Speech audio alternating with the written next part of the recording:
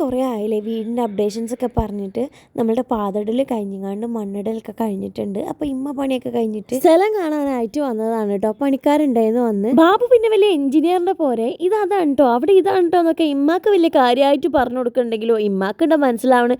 എനിക്കും വലിയതായിട്ട് മനസ്സിലായിട്ടല്ല കേട്ടോ.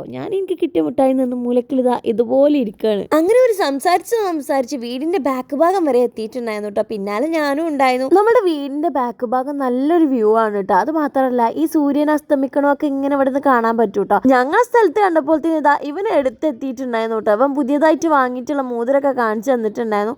അങ്ങനെ കുറച്ച് നേരം സ്ഥലത്തൊക്കെ നിന്നിട്ട് ഞാൻ എൻ്റെ അമ്മാൻ്റെ കൂടെ ഞങ്ങൾ വീട്ടിലേക്ക് പോവാണ് കേട്ടോ. ബാബുന് എന്തോ ഒരു മീറ്റിംഗ് എന്തോ സംഭവങ്ങളൊക്കെ ഉണ്ട്. അപ്പോൾ അത് കഴിയുന്നവരെ വെറുതെ വീട്ടിലിരിക്കണ്ടല്ലോ വിചാരിച്ച് ഞങ്ങൾ ബസ്സിലായിരുന്നു പോന്നിട്ടുണ്ടായിരുന്നത്. ഇവിടെ എത്തണ വരെ എനിക്ക് സീറ്റ് ഇട്ടിട്ടുണ്ടായിരുന്നില്ല. അങ്ങനെ കുറച്ച് ബേക്കറി ഒക്കെ വാങ്ങിച്ചു കണ്ട് ഞങ്ങൾ നേരെ വീട്ടിലേക്ക് പോയിട്ടുണ്ടായിരുന്നു. ഞാൻ വരുന്ന ആർക്കും അറിയില്ലായിരുന്നു കേട്ടോ. പിന്നെയാണ് ഇന്നെ കണ്ടുപിടിച്ചിട്ടുണ്ടായിരുന്നത്. അങ്ങനെ കുറച്ച് നേരം കഴിഞ്ഞതിന് ശേഷം അവിടെ ഇന്നെ ബാബു കൊണ്ടുവരാനൊക്കെ വന്നിട്ടുണ്ടായിരുന്നു. വീട് ഇഷ്ടപ്പെട്ടാലേക്ക് ഇത് സപ്പോർട്ട് ചെയ്യുക.